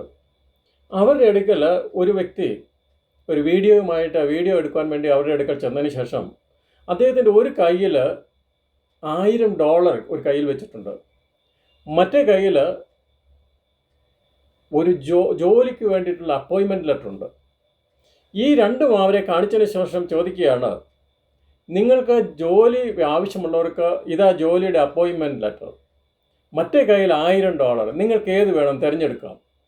അതിൽ 99% ആളുകളും നമുക്കറിയാമല്ലോ, $1000 മതി, താൽക്കാലികമായിട്ട് ഞങ്ങൾക്ക് $1000 മതി, ഞങ്ങൾ ഈ കടന്നു പോകുന്ന സാഹചര്യത്തിൽ കൂടി, ഇപ്പോൾ പോകുന്ന സാഹചര്യത്തിൽ കൂടി ഞങ്ങളങ്ങ് പൊക്കോളാം. കാരണം അവർ ആ സാഹചര്യവുമായിട്ട് അങ്ങ് ഇണങ്ങിച്ചേർന്നു. അവരുടെ ജീവിതത്തിലൊരു വ്യത്യാസം വരുവാനായിട്ട് വലിയ താല്പര്യമില്ലാത്ത ഒരു സാഹചര്യം. ഈ ചോദ്യത്തിന് രോഗിയുടെ മറുപടിയാണ് 7-ാം വാക്യത്തിൽ നമ്മൾ വായിക്കുന്നത്. 7-ാം വാക്യം, യേശുക്രിസ്തു അവനോട് ചോദ്യത്തിന് മറുപടിയല്ല യഥാർത്ഥത്തിൽ അവൻ കൊടുക്കുന്നത്. യേശുക്രിസ്തു ചോദിച്ചത്, നിനക്ക് സൗഖ്യമാകാൻ മനസ്സുണ്ടോ എന്നാണ് ചോദിച്ചത്. അവൻ്റെ മറുപടി കേൾക്കുക. 7-ാം വാക്യം, രോഗി അവനോട്, യജമാനനെ, വെള്ളം കലങ്ങുമ്പോൾ എന്നെ കുളത്തിലാക്കുവാൻ എനിക്ക് ആരുമില്ല. ഞാൻ തന്നെ ചെല്ലുമ്പോൾ മറ്റൊരുത്തൻ എനിക്ക് മുമ്പായി ഇറങ്ങുന്നു എന്ന് ഉത്തരം പറഞ്ഞു. കർത്താവ് ചോദിച്ചതെന്താണ്? തൻ്റെ മറുപടി എന്താണ്? അവൻ്റെ മറുപടി, എനിക്ക് ആരുമില്ല, വെള്ളം കലങ്ങുമ്പോൾ എന്നെ കുളത്തിലാക്കുവാൻ എനിക്ക് ആരുമില്ല, ഞാൻ ചെല്ലുമ്പോൾ മറ്റൊരുത്തൻ എനിക്ക് മുമ്പായി ഇറങ്ങുന്നു. അതായത് എനിക്ക് ആരുമില്ല, മറ്റൊരുത്തൻ എൻ്റെ അവസരം എടുക്കുന്നു. എനിക്ക് സ്നേഹിതന്മാരില്ല, എനിക്ക് സഹായിപ്പാൻ ആരുമില്ല, ഞാൻ നിരാശനാണ്. ബർത്തലോമായി എന്ന് പറയുന്ന ഒരു കുരുടനോട് കർത്താവായ യേശുക്രിസ്തു ചോദിച്ചു, ഞാൻ നിനക്ക് എന്ത് ചെയ്യണം? അവൻ്റെ മറുപടി, ചോദ്യത്തിന് പറ്റിയ മറുപടിയാണ് അവൻ പറഞ്ഞത്. കർത്താവേ, എനിക്ക് കാഴ്ച കിട്ടണം. യെസ്, അതാണ് ദൈവം പ്രതീക്ഷിക്കുന്നത്. പക്ഷേ അവൻ അവിടെ പരാതിയുടെ വലിയൊരു പാണ്ടക്കെട്ട് ദൈവത്തിൻ്റെ മുമ്പിൽ, അവിടെ കർത്താവിന് മുമ്പിൽ നിരത്തുകയാണ്. ബർത്തലോമായിയോട് കർത്താവ് പറഞ്ഞത് ലൂക്കോസിൻ്റെ സുവിശേഷം 18-ാം അധ്യായത്തിൻ്റെ 41-ാം വാക്യത്തിൽ പറയുന്നത്, യേശു അവനോട് കാഴ്ച പ്രാപിക്കുക, നിന്റെ വിശ്വാസം നിന്നെ രക്ഷിച്ചിരിക്കുന്നെന്ന് പറഞ്ഞു. ക്ഷണത്തിൽ അവൻ കാഴ്ച പ്രാപിച്ചു. ഇവിടെ കാണുവാൻ സാധിക്കുന്നത് ഒരു മനുഷ്യൻ, a man with a blame game. ഒരു മനുഷ്യൻ മറ്റുള്ളവരെ പഴിചാരുന്ന തൻ്റെ ജീവിത സാഹചര്യത്തിന്, നമ്മളുടെ ജീവിത സാഹചര്യത്തിന് മറ്റുള്ളവരെ പഴിചാരി രക്ഷപ്പെടുന്ന ഒരു സാഹചര്യം. ഞാനിപ്പോൾ കടന്നു പോകുന്ന സാഹചര്യത്തിൻ്റെ ഉത്തരവാദി ഞാനല്ല, മറ്റുള്ളവരാണ്, എൻ്റെ സഹോദരന്മാരാണ്, എൻ്റെ ചുറ്റുപാട് നിൽക്കുന്നവരാണ്. എൻ്റെ തക്ക സമയത്ത് ഈ കുളത്തിൽ ഇറക്കുവാൻ എനിക്ക് ആളുകളില്ല, എൻ്റെ സ്നേഹിതന്മാർ ചുറ്റുപാടുമുള്ളവർ എന്നെ സഹായിക്കുന്നില്ല. മറ്റുള്ളവരെ പഴിചാരി നമ്മളുടെ സാഹചര്യത്തെ നാം മറികടക്കുവാൻ വേണ്ടി മറ്റുള്ളവരെ പഴിചാരുന്ന ഒരു സാഹചര്യം പലപ്പോഴും നമ്മൾ കാണുന്ന ഒരു കാര്യമാണ്. ജീവിതത്തിലെ വിവിധ സാഹചര്യങ്ങളിൽ കൂടെ കടന്നു പോകുന്ന ആളുകളോട് നാം ഇടപെട്ട് കഴിയുമ്പോൾ പലപ്പോഴും അവരുടെ സാഹചര്യം മറ്റുള്ളവരുടെ മേൽ, അല്ലെങ്കിൽ മറ്റുള്ളവരാണ് എൻ്റെ ഈ സാഹചര്യത്തിന് ഉത്തരവാദി എന്ന് പറഞ്ഞുകൊണ്ട് അവരെ പഴിചാരുന്ന ഒരു സാഹചര്യം നമുക്ക് കാണാൻ സാധിക്കും. വീണ്ടും ഞാൻ വായിച്ച ഒരു സംഭവ കഥയിലേക്ക് ഞാൻ പോകാൻ താല്പര്യപ്പെടുകയാണ്. ഒരിക്കൽ ഒരു കോളേജിൽ കുറേ കുട്ടികൾ അവർ പരസ്പരം ഇങ്ങനെ അവരെ പ്രാങ്ക് ചെയ്യുക എന്നുള്ള ഒരു സംഭവമുണ്ട്. എന്ന് പറഞ്ഞാൽ അവരെ കളിയാക്കുക, അത് കണ്ട് ആസ്വദിക്കുക. ഒരിക്കൽ ഉറങ്ങിക്കിടന്ന ഒരു മനുഷ്യൻ്റെ മുഖത്ത് താടി രോമങ്ങളുണ്ടായിരുന്ന ഒരു ചെറുപ്പക്കാരൻ്റെ മുഖത്ത് കുറേ ആളുകൾ, അവൻ നല്ല ഉറക്കത്തിലാണ്, ഉറക്കത്തിൻ്റെ മധ്യത്തിൽ അവൻ്റെ കൂട്ടുകാർ പോയി ഫ്രിഡ്ജിൽ വളരെ നാളുകളായിട്ടിരുന്ന് പഴകിയ ചീസ് കൊണ്ടുപോയി അവൻ്റെ മുഖത്തും അവൻ്റെ മീശയിലും ഒക്കെ വിതറി. നല്ല ഉറക്കത്തിലായിരുന്ന വ്യക്തി പെട്ടെന്ന് ഉറക്കം ഉണർന്നു കഴിഞ്ഞപ്പോൾ വളരെ ദുർഗന്ധം തൻ്റെ ചുറ്റുപാടും ഉള്ളത് അവൻ മനസ്സിലാക്കി. അവൻ പെട്ടെന്ന് എഴുന്നേറ്റ് ചുറ്റുപാടുമൊക്കെ നോക്കിയതിന് ശേഷം പറയുകയാണ്, ഈ റൂം ചീഞ്ഞ് നാറുകയാണ്. This room stinks. ഈ റൂം, ഈ മുറി വളരെയധികം നാറ്റം കൊണ്ട് നിറഞ്ഞിരിക്കുന്നു എന്ന് താൻ പറഞ്ഞു. അതിനുശേഷം വീണ്ടും താൻ വീടിൻ്റെ മെയിൻ ഹാളിലേക്ക് ഇറങ്ങിയതിന് ശേഷം അവൻ പറഞ്ഞു, അവൻ വീണ്ടും ആ നാറ്റം അവനെ പിന്തുടരുകയാണ്, ദുർഗന്ധം അവനെ പിന്തുടരുകയാണ്. അവൻ പറയുകയാണ്, ദിസ് ഹൗസ് ഈസ് സ്റ്റിങ്കിങ്. ഈ വീട് മുഴുവൻ നാറിക്കൊണ്ടിരിക്കുകയാണ്. വീണ്ടും അവൻ അവിടുന്ന് വീടിന് വെളിയിലിറങ്ങി. ആ ദുർഗന്ധം സഹിക്കാൻ വയ്യാതെ വീടിന് വെളിയിലിറങ്ങിയതിന് ശേഷം അവൻ പൂന്തോട്ടത്തിലേക്ക് പോയി. അവൻ്റെ ആ ദുർഗന്ധം അവനെ പിന്തുടർന്നുകൊണ്ടേയിരുന്നു. അവസാനം അവൻ ഇങ്ങനെ പറയുകയാണ്, ദ ഹോൾ വേൾഡ് സ്റ്റിങ്സ്. ഈ ലോകം മുഴുവൻ ചീഞ്ഞ് നാറുന്ന അവസ്ഥയാണ് എന്ന് താൻ പറഞ്ഞതായിട്ട് ഞാൻ മനസ്സിലാക്കി, വായിക്കുവാനിടയായി. എന്നാൽ അവനിൽ നിന്ന് തന്നെയാണ് ഈ ദുർഗന്ധം വരുന്നത് എന്ന് മനസ്സിലാക്കുവാനായിട്ട് അവന് സാധിച്ചില്ല. ആ ദുർഗന്ധത്തിൻ്റെ ഉത്തരവാദിത്വം താനാണ് എന്ന് മനസ്സിലാക്കുവാനുള്ള സാഹചര്യം അവന് മനസ്സിലായില്ല. അതൊന്ന് ക്ലീൻ ചെയ്ത് കളഞ്ഞാൽ അവൻ്റെ പ്രശ്നത്തിന് പരിഹാരമാകുമെന്ന് മനസ്സിലാക്കാതെ അവൻ ലോകത്തെ മുഴുവൻ പഴിചാരി, ലോകത്തെ മുഴുവൻ കുറ്റപ്പെടുത്തിക്കൊണ്ട് ഇരിക്കുന്ന ഒരു സാഹചര്യം. സ്വയം ഉത്തരവാദിത്വം ഏറ്റെടുക്കുവാൻ മടിക്കുന്ന ഒരു സാഹചര്യമാണ് നമുക്ക് കാണുവാനായിട്ട് സാധിക്കുന്നത്. ഇവിടെ 38 വർഷമായി കിടക്കുന്നതിൻ്റെ ഉത്തരവാദിത്വം അവൻ മറ്റുള്ളവരിലേക്ക് ഏൽപ്പിക്കുകയാണ്. പറയുകയാണ്, ഞാൻ കിടക്കുന്നതിൻ്റെ ഉത്തരവാദിത്വം മറ്റുള്ളവരാണ്. അത് മനുഷ്യ മാനുഷികമായിട്ടുള്ളൊരു സ്വഭാവമാണ്, മനുഷ്യൻ്റെ ഒരു സ്വഭാവമായിട്ടാണ് നമുക്കത് കാണുവാൻ സാധിക്കുന്നത്. സൃഷ്ടിയുടെ ആരംഭം മുതൽ നമുക്കത് കാണുവാൻ സാധിക്കും. ഉദാഹരണം, ഉൽപ്പത്തി പുസ്തകം 3-ാം അധ്യായത്തിൻ്റെ 12-ാം വാക്യം. ആദം ഇങ്ങനെ പറയുകയാണ്, നിന്നോടുകൂടെ ഇരിപ്പാൻ നീ തന്ന സ്ത്രീ ഫലം തന്നു, ഞാനത് തിന്നു. 13-ാമത്തെ വാക്യത്തിൽ ഹൗവ പാമ്പ് പറഞ്ഞു ഞാൻ തിന്നു. ഈ പ്രശ്നത്തിൻ്റെ ഉത്തരവാദി ഞാനല്ല, അത് നീയാണ്. നീ എന്നോടുകൂടി ഇരിപ്പാൻ തന്ന സ്ത്രീയാണ്, അല്ല ഞങ്ങളല്ല, പാമ്പാണ് അതിന് ഉത്തരവാദി.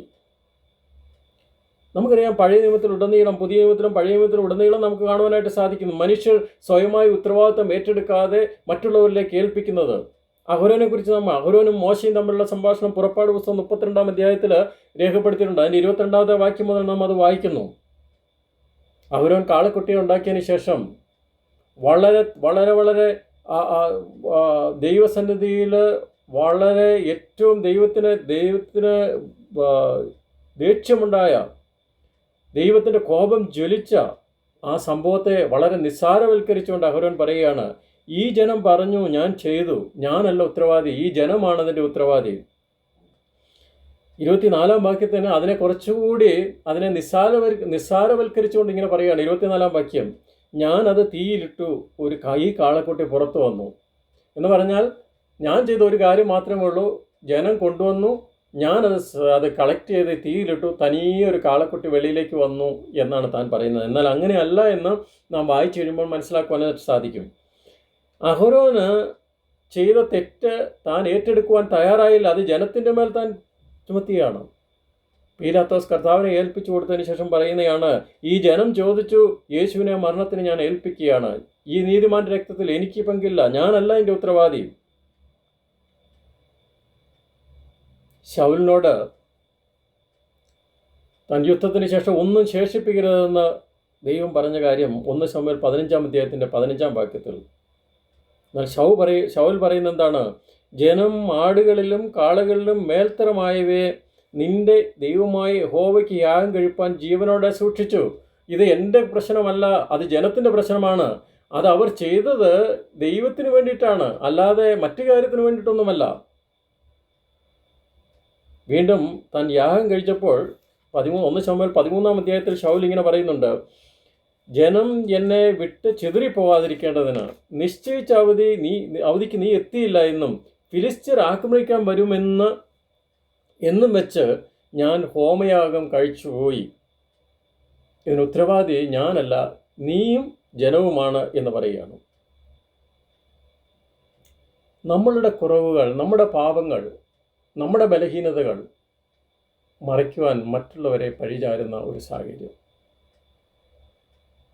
ഏത് ജീവിത സാഹചര്യങ്ങളുമായി നോക്കുമ്പോൾ പല ആളുകളുമായിട്ട് സംസാരിക്കുമ്പോൾ നമുക്ക് മനസ്സിലാക്കാൻ സാധിക്കുന്ന ഒരു കാര്യമുണ്ട്.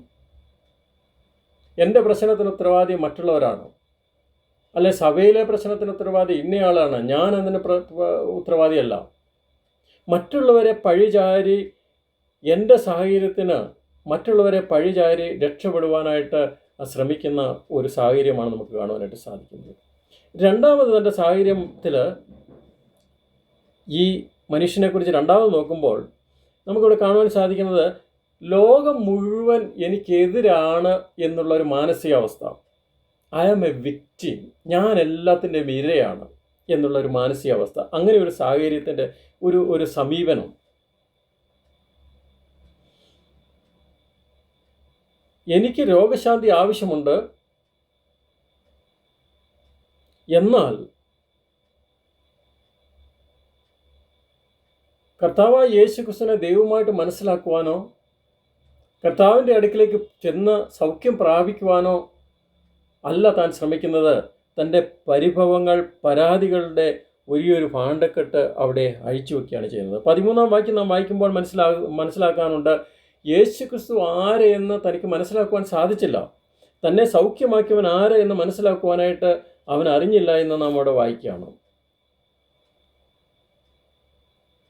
എന്നാൽ കർത്താവായ യേശുക്രിസ്തു ഞാൻ ആദ്യം ഓർപ്പിച്ചതുപോലെ താൻ ഈ ലോകത്തിൽ ജന്മമെടുക്കുന്നതിന് മുമ്പ് അവിടെ കിടന്ന മനുഷ്യനെ കർത്താവ് അറിഞ്ഞു. എന്നാൽ ആ കർത്താവിനെ ഈ മനുഷ്യന് അറിയുവാൻ സാധിച്ചില്ല. അവനോട് കർത്താവ് പറയുകയാണ് 8-ാം വാക്യത്തിൽ, യേശു അവനോട് എഴുന്നേറ്റ് കിടക്കയെടുത്ത് നടക്കുക. എഴുന്നേറ്റ് കിടക്കയെടുത്ത് നടക്കുക.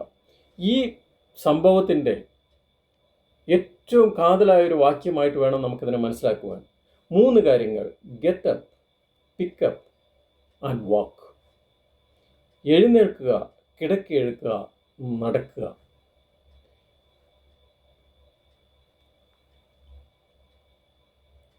എഴുന്നേൽക്കുക, കിടക്കയെടുക്കുക, നടക്കുക എന്ന് 8-ാമത്തെ വാക്യം.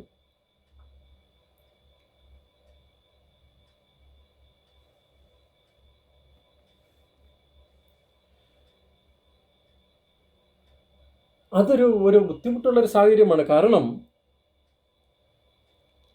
നീ ഇപ്പോൾ ആയിരിക്കുന്ന സാഹചര്യത്തിൽ നിന്ന്, ഇപ്പോൾ ആയിരിക്കുന്ന അവസ്ഥയിൽ നിന്ന് ഒന്ന് എഴുന്നേൽക്കണം. നിന്റെ കിടക്ക എടുക്കണം. നീ വിശ്വാസത്താൽ നടക്കുക. ഇതൊരു വലിയൊരു ചലഞ്ചിങ്, ഒരു വെല്ലുവിളിയുടെ ഒരു സാഹചര്യമാണ്. എന്നാൽ ദൈവം ആഗ്രഹിക്കുന്നത് തൻ്റെ ആ പ്രത്യേക സാഹചര്യത്തിൽ നിന്ന് താൻ എഴുന്നേൽക്കുക എന്നുള്ളതാണ്. അവിടെ ദൈവത്തിൻ്റെ പ്രവർത്തനം നമുക്ക് കാണുവാൻ സാധിക്കും. ഗലീലിലെ കാനാവിലെ കല്യാണത്തിന് കർത്താവായ യേശുക്രിസ്തു ചെയ്ത ആദ്യത്തെ അടയാളത്തെക്കുറിച്ച് 2-ാം അധ്യായത്തിൽ രേഖപ്പെടുത്തിയിട്ടുണ്ടല്ലോ. ഈ 2-ാം അധ്യായത്തിൽ നാം വായിക്കുന്നത്, കർത്താവ് അവിടെ നിന്ന് ബാല്യക്കാരോട് ഈ പാത്രങ്ങളിൽ വെള്ളം നിറപ്പിൻ എന്ന് പറഞ്ഞു. അവർ വെള്ളം നിറച്ചു, വക്കോളവും നിറച്ചു. പിന്നീട് അവിടെ മറ്റൊന്നും പറയുന്നതായിട്ട് കാണുന്നില്ല. അവിടെ നാം കാണുന്നത് ഇപ്പോൾ കോരി വിരുന്നുവാഴിക്ക് കൊടുക്കുക, കൊണ്ടുപോയി കൊടുക്കുക എന്ന് മാത്രമേ പറയുന്നുള്ളൂ. അതുതന്നെയാണ് നമ്മളിവിടെ കാണുന്നത്. യേശു അവനോട് കിടക്ക എഴുന്നേറ്റ് നടക്കുക എന്ന് പറഞ്ഞു. ഉടനെ ആ മനുഷ്യൻ സൗഖ്യമായി. അവിടെ മറ്റ് സൗഖ്യമാകുക എന്നുള്ള യാതൊരു വാക്യവും വാചകവും കർത്താവ് പറയുന്നതായിട്ട് നമുക്ക് കാണുവാൻ സാധിക്കുന്നില്ല. അവനുടനെ അവൻ്റെ ജീവിതത്തിൻ്റെ ആ സാഹചര്യത്തിൽ നിന്ന് അവനൊന്ന് എഴുന്നേറ്റു. അവൻ നടക്കുവാനായിട്ട് ആരംഭിച്ചു. അവൻ വിശ്വാസത്തിൻ്റെ ഓരോ അടികൾ മുന്നോട്ട് വെക്കാൻ തുടങ്ങി. അവൻ വിശ്വാസത്തിൽ വളരുവാൻ തുടങ്ങി. ഇതുവരെയുള്ള അവൻ്റെ ആ 38 വർഷം കിടന്ന ആ സാഹചര്യത്തിൽ നിന്നൊരു വ്യത്യാസം വരുവാനായിട്ട് സർവശക്തനായ ദൈവത്തിൻ്റെ വാക്കുകൾക്ക് ദൈവവചനം മുഖാന്തരം ഇടയായിത്തീർന്നു നമുക്ക് കാണാൻ സാധിക്കുന്നു. 1 പത്രോസ് 3-ാം അധ്യായത്തിൻ്റെ 18-ാം വാക്യം ഇതോട് ചേർത്ത് നമുക്ക് വായിച്ചാൽ, കൃപയിലും നമ്മുടെ കർത്താവും രക്ഷിതാവുമായ യേശുക്രിസ്തുവിൻ്റെ പരിജ്ഞാനത്തിലും വളരുവേൻ. എബ്രായ ലേഖനം 6-ാം അധ്യായത്തിൻ്റെ 1-ാം വാക്യം, നാം ക്രിസ്തുവിനെക്കുറിച്ചുള്ള ആദ്യ വചനം വിട്ട് പരിജ്ഞാനപൂർവ്വം പ്രാപിപ്പാൻ ശ്രമിക്കുക. ദൈവം അനുവദിക്കുന്ന പക്ഷം നാം ചെയ്യും. ദീർഘവർഷങ്ങളായിട്ടുള്ള ആ കിടക്കുന്ന അവസ്ഥ ഒന്ന് വിട്ട് എഴുന്നേൽക്കാം. വിശ്വാസത്തിൻ്റെ കാൽച്ചുവടുകൾ ഓരോന്നോരോന്നായി വെക്കാം. അങ്ങനെ വിശ്വാസത്തിൻ്റെ ഓരോ കാൽച്ചുവടുകൾ വെക്കുമ്പോൾ ദൈവം അടുത്ത കാൽച്ചുവടുകൾ വെക്കുവാനുള്ള ശക്തിയും ബലവും ദൈവകൃപയും ധാരാളമായി നമുക്ക് തരും എന്ന് നമുക്ക് കാണാൻ സാധിക്കുന്നു. 9-ാം വാക്യത്തിൽ നാം കാണുന്നത്, ഉടനെ ആ മനുഷ്യൻ സൗഖ്യമായി കിടക്ക എടുത്ത് നടന്നു. പൂർണ്ണമായ ഒരു അനുസരണം. സൗഖ്യമാക്കിയവനെ പൂർണ്ണമായിട്ട് തനിക്ക് മനസ്സിലാക്കുവാൻ കഴിഞ്ഞില്ലെങ്കിലും വചനം അതേപടി അനുസരിച്ച ഒരു വ്യക്തിയാണ് നമുക്ക് കാണാൻ സാധിക്കുന്നത്. നാം കുറച്ചു മുമ്പ് ഓർത്തതുപോലെ ഈ കൽപ്പാത്രങ്ങൾ വെള്ളം നിറപ്പാനായിട്ട് കർത്താവായ യേശു ക്രിസ്തു പറഞ്ഞു കഴിഞ്ഞപ്പോൾ ഈ അവിടെ നിൽക്കുന്ന ശുശ്രൂഷക്കാർക്ക് കർത്താവിനെ വേണ്ടതുപോലെ അറിയുവാൻ സാധിച്ചിരുന്നില്ല എങ്കിൽ പോലും അവർ വക്കോളം നിറച്ചു. അവർക്ക് ചെയ്യാവുന്നതിൻ്റെ മാക്സിമം അവർ ചെയ്തു. അതേ അനുസരണമുള്ളിടത്ത് അത്ഭുതമുണ്ടാകും. ദൈവവചനത്തോട് അനുസരണം കാണിക്കുന്ന ആ കുടുംബത്തിൽ തീർച്ചയായിട്ടും അവിടെ അത്ഭുതമുണ്ടാകും എന്ന് ദൈവത്തിൻ്റെ വചനത്തിൽ നമുക്ക് വായിക്കുവാനായിട്ട് സാധിക്കും. ദൈവവചനം അനുസരിച്ച് ജീവിക്കുക, ദൈവവചനത്തോട് അനുസരണം കാണിക്കുക. സ്വയ സഹതാപം, അയ്യോ ഞാൻ വളരെ ദയനീയ അവസ്ഥയിലാണ് എന്നുള്ള സ്വയ സഹതാപം. ഒരേ അവസ്ഥയിൽ 38 വർഷം കിടക്കുന്ന അവസ്ഥ, ആ തല ഉയർത്തി പുതിയൊരു തുടക്കത്തിലേക്ക് നീങ്ങാം. പുതിയ വിശ്വാസത്തിൻ്റെ കാൽച്ചുവടുകളെ വെക്കാം. യെശയ്യാപ്രവചനം 6-ാം അധ്യായത്തിൻ്റെ 1-ാം വാക്യത്തിൽ നാം ഇങ്ങനെയാണ് വായിക്കുന്നത്, എഴുന്നേറ്റ് പ്രകാശിക്ക, നിന്റെ പ്രകാശം വന്നിരിക്കുന്നു, യഹോവയുടെ തേജസ്സും നിന്റെ മേൽ ഉദിച്ചിരിക്കുന്നു. ഞാൻ ചില നാളുകൾക്ക് മുമ്പ് വായിച്ച ഒരു സംഭവം ഇങ്ങനെ എൻ്റെ ഓർമ്മയിൽ വരുന്നു. 1830 നടന്ന ഒരു സംഭവമാണ്. ഒരു കൊള്ളക്കാരനായ ജോർജ് വിൽസൺ എന്ന് പറയുന്ന ഒരു കൊള്ളക്കാരനെ കുറിച്ച് ഞാൻ വായിക്കാനിടയായി. അദ്ദേഹം കൊള്ളക്കാരനായി തന്നെ പിടിച്ചു, ജയിലിലടച്ചു. അവസാനം താൻ കുറ്റക്കാരനെന്ന് തെളിഞ്ഞു. തന്നെ തൂക്കിക്കൊല്ലുവാനായിട്ട് വിധിച്ചു. ആ തൂക്കിക്കൊല്ലുവാൻ വിധിച്ച ജഡ്ജിൻ്റെ പേര് ആൻഡ്രൂ ജാക്സൺ എന്ന ഒരു വ്യക്തിയായിരുന്നു. എന്നാൽ തൻ്റെ പ്രത്യേക സാഹചര്യം കണക്കിലെടുത്തുകൊണ്ട് തന്നെ തൂക്കിക്കൊലയിൽ നിന്ന് വെറുതെ വിടുവാനായിട്ട് ഈ ജോർജ് വിൽസൺ എന്ന ആൻഡ്രൂ ജാക്സൺ എന്ന ന്യായാധിപതി തീരുമാനമെടുത്തു. ജോർജ് വിൽസനെ വെറുതെ വിടുവാൻ തീരുമാനിച്ചു. എന്നാൽ അദ്ദേഹം അത് നിരസിക്കുകയാണ് ഉണ്ടായത്. ജോർജ് വിൽസൺ എന്ന കുറ്റവാളി അത് നിരസിച്ചു. അപ്പോൾ പിന്നീട് താൻ ആ ന്യായാധിപൻ തൻ്റെ ന്യായവിധി എഴുതി ഇപ്രകാരമാണ്. അത് അതേപടി ഞാനൊന്ന് വായിക്കാം നിങ്ങൾക്ക് വേണ്ടി. ആ ന്യായാധിപൻ ഇങ്ങനെ എഴുതി വെച്ചു, A pardon is A slip of paper, the value of which is determined by the acceptance of the person to be pardoned. If it is refused, it is no pardon. So George Wilson must be hanged. ആ വിധിന്യായത്തിൽ ഇങ്ങനെയാണ് എഴുതിയത്, ക്ഷമിക്കപ്പെടുവാനുള്ള വ്യക്തിയെ സ്വീകരിച്ചെങ്കിൽ മാത്രമേ മാപ്പാവുകയുള്ളൂ. അല്ല എങ്കിൽ അത് കേവലം ഒരു കടലാസ് കഷ്ണം മാത്രമാണ്.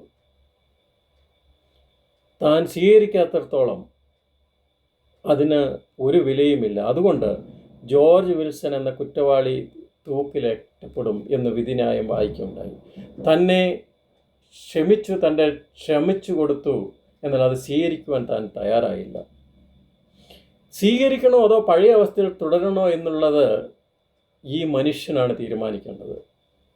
38 വർഷമായി നീ കിടക്കുന്ന അതേ അവസ്ഥയിൽ തന്നെ കിടക്കണോ അതോ എഴുന്നേൽക്കണോ, പുതിയൊരു വിശ്വാസത്തിൻ്റെ പുതിയ കാൽച്ചുവടുകൾ വെക്കണോ അതോ ഇതേ അവസ്ഥയിൽ തന്നെ തുടരണോ എന്ന് തീരുമാനിക്കേണ്ടത് നാം തന്നെയാണ്. ഒന്നുകിൽ എഴുന്നേറ്റ് പുതിയ ജീവിതത്തിലേക്ക് നടക്കാം, അല്ലെങ്കിൽ കിടക്കുന്ന സ്ഥലത്ത് തന്നെ കിടക്കാം. വീണ്ടും 16-ാം വാക്യം മുതൽ താഴേക്ക് വായിക്കുമ്പോൾ ഈ അത്ഭുതത്തിന് ശേഷം സംഭവിച്ച കാര്യത്തെക്കുറിച്ചാണ് 16-ാം വാക്യം മുതൽ നാം താഴേക്ക് വായിക്കുന്നത്. യേശു അത് ശബ്ബത്തിൽ ചെയ്തതുകൊണ്ട് യഹൂദന്മാർ അവനെ ഉപദ്രവിച്ചു. 18-ാം വാക്യത്തിൽ യഹൂദന്മാർ അവനെ കൊല്ലുവാൻ അധികമായി ശ്രമിച്ചുകൊണ്ടിരുന്നു. നല്ലൊരു കാര്യം ഈ പക്ഷപാതക്കാരൻ 38 വർഷമായൊരു വ്യക്തിയെ കർത്താവ് കാണുകയും അവൻ്റെ അടുക്കൽ ചെല്ലുകയും അവൻ്റെ ആവശ്യങ്ങൾ മനസ്സിലാക്കി അവനെ സൗഖ്യമായി കഴിഞ്ഞപ്പോൾ പ്രമാണിമാർക്ക്, പള്ളിപ്രമാണികൾക്ക്, യഹൂദന്മാർക്ക് അത് ഇഷ്ടപ്പെട്ടില്ല എന്ന് നമുക്ക് മനസ്സിലാക്കുവാൻ സാധിക്കുന്നു. കർത്താവിനെ ഉപദ്രവിക്കുവാൻ അവർ തീരുമാനിച്ചു. അത് അവന് ഉപദ്രവത്തിന് കാരണമായി. നന്മ ചെയ്യുന്നവരെ ഉപദ്രവിക്കുന്ന ഒരു ലോകത്തിലാണ് ഞാനും നിങ്ങളും ജീവിക്കുന്നത്. അവനെ അധികമായി കൊല്ലുവാനായിട്ട് അധികമായി ശ്രമിച്ചുകൊണ്ടേയിരുന്നു എന്നാണ് നാം തുടർന്നുള്ള ഭാഗത്ത് നാം വായിക്കുന്നത്. നമ്മൾ ചിന്തിച്ച ഭാഗത്തുനിന്ന് ഒരിക്കൽ കൂടി ഞാൻ പെട്ടെന്ന് കടന്നു പോയതിനു ശേഷം നിർത്താനായിട്ട് ആഗ്രഹിക്കുകയാണ്. ബെഥെസ്ദ പേരുമായി യാതൊരു ബന്ധവുമില്ലാത്ത സാഹചര്യത്തിൽ കൂടിയാണ് അവിടെ കടന്നുപോയത്. ഹൗസ് ഓഫ് ഗ്രേസ് അല്ലെങ്കിൽ ഹൗസ് ഓഫ് മേഴ്സി, കരുണയുടെ ഭവനമെങ്കിലും നിഷ്കരുണമായ സാഹചര്യം. അവിടെ വ്യാധിക്കാർ, കുരുടർ, മുടന്തർ, ക്ഷയരോഗികൾ വലിയൊരു കൂട്ടം നിറഞ്ഞിരുന്നു. എന്നാൽ ഈ വലിയൊരു കൂട്ടത്തിൻ്റെ മധ്യത്തിൽ 38 വർഷമായി കിടക്കുന്ന വ്യക്തിയെ ആൾക്കൂട്ടത്തിലും കർത്താവ് കണ്ടു, അറിഞ്ഞു, അവനോട് ചോദിച്ചു. കർത്താവായ യേശു ക്രിസ്തു ബേത്ലഹേമിൽ ജന്മമെടുക്കുന്നതിന് മുമ്പ് ഇവിടെ കിടന്ന ആ വ്യക്തിയെ കർത്താവിന് വ്യക്തിപരമായി അറിയുവാനായിട്ട് സാധിച്ചു. അങ്ങനെയെങ്കിൽ എന്നെയും നിങ്ങളെയും നമ്മളുടെ ഓരോരുത്തരുടെയും ഉള്ള അവസ്ഥ ഉള്ളതുപോലെ അറിയുന്ന ഒരു ദൈവമാണ് നമുക്കുള്ളത് എന്ന് ഓർത്തുകൊണ്ട് നമുക്ക് ദൈവത്തെ സ്തുതിക്കാം. മൂന്നാമതായിട്ട് നാം കണ്ടത്, ദൈവം നമ്മുടെ പക്ഷത്താണെങ്കിൽ അസാധ്യമായി ഒന്നുമില്ല. ദൈവത്തെ കൊണ്ട് അസാധ്യമായതൊന്നുമില്ല. ദൈവം അനുകൂലമെങ്കിൽ പ്രതികൂലം മാർ എന്ന് ദൈവത്തിൻ്റെ വചനത്തിൽ നാം വായിക്കുന്നു. 4, നമുക്ക് പഴിചാരത്തിൽ നിർത്താം. നമ്മുടെ സാഹചര്യത്തിൻ്റെ ഉത്തരവാദി മറ്റവനാണ്, മറ്റുള്ളവരാണ്, കൂടെ നടക്കുന്നവരാണ് എന്ന് പറഞ്ഞ് എൻ്റെ സ്നേഹിതന്മാരാണെന്ന് അതിന് കാരണക്കാരെന്ന് പറയുന്ന ആ മറ്റുള്ളവരെ പഴിചാരം നിർത്തിയതിന് ശേഷം വിശ്വാസത്തിൻ്റെ പുതിയ തലത്തിലേക്ക് നമുക്ക് കാൽ വെക്കാം.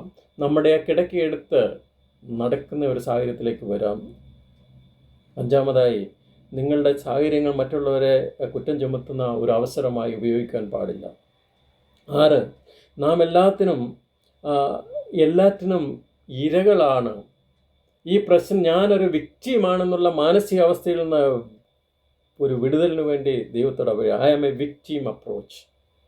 ഞാനൊരു വിക്ടിമാണെന്നുള്ള ഒരു സമീപനം, ആ സമീപനമായിരുന്നു തനിക്കുണ്ടായിരുന്നത്. അവസാനം ചോദ്യം കൂടാതെ വചനം അനുസരിക്കുന്ന ഒരു വ്യക്തി കിടക്കെഴുന്നേറ്റ് നടക്കാൻ പറഞ്ഞു കഴിഞ്ഞപ്പോൾ അവൻ മറ്റൊന്നും ചിന്തിച്ചില്ല. അവൻ അപ്രകാരം ചെയ്തു. ദൈവത്തിൻ്റെ ശക്തി അവന് കാണുവാനായിട്ട് ഇടയായിത്തീർന്നു. 8 നാം ചിന്തിച്ചത് 14 വാക്യത്തിൽ യേശു അവനെ ദേവാലയത്തിൽ വെച്ച് കണ്ടു.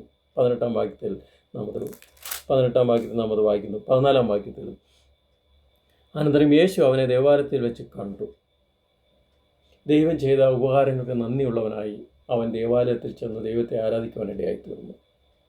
ദൈവം നമ്മുടെ ജീവിതത്തിൽ നമ്മുടെ സാഹചര്യത്തിനൊരു വ്യത്യാസം വരുത്തി നമ്മുടെ ആ കിടന്ന അവസ്ഥയിൽ നമ്മെ എഴുന്നേൽപ്പിച്ചു. വിശ്വാസത്തിൻ്റെ കാൽച്ചുവടുകൾ വെക്കുവാൻ ദൈവം നമ്മെ ബലപ്പെടുത്തി. അവൻ നന്ദിയുള്ളവനായി ദൈവാലയത്തിൽ ചെന്നു. 9 കാര്യം നാം കണ്ടത്, പ്രതികൂലങ്ങളും പ്രശ്നങ്ങളും രോഗവും ഒക്കെ നമ്മുടെ ജീവിതത്തിൽ വരുമ്പോൾ പ്രത്യാശ നഷ്ടപ്പെടാതെ നമുക്ക് മുന്നോട്ട് പോകാൻ ദൈവം നമ്മെ സഹായിക്കട്ടെ. 10 വിഷയം 14 വാക്യത്തിൽ നാം വായിച്ചതുപോലെ ശാരീരിക സൗഖ്യത്തിൽ ഉപരി ആത്മീകമായ സൗഖ്യം. യേശു അവനോട് ഇനി പാപം ചെയ്യരുത്. അതെ, ആത്മീക സൗഖ്യം ശാരീരിക സൗഖ്യത്തിനൊക്കെ കൂടുതൽ ആത്മീക സൗഖ്യത്തിനാണ് അവിടെ പ്രാധാന്യം. ദൈവം നമ്മെ സഹായിക്കട്ടെ. ദൈവനാമം മഹത്വപ്പെടുമാറാകട്ടെ. ശ്രദ്ധിച്ച എല്ലാ പ്രിയപ്പെട്ടവരും കർത്താവായ യേശു ക്രിസ്തുവിന്റെ നാമത്തിൽ നന്ദി അറിയിക്കുന്നു.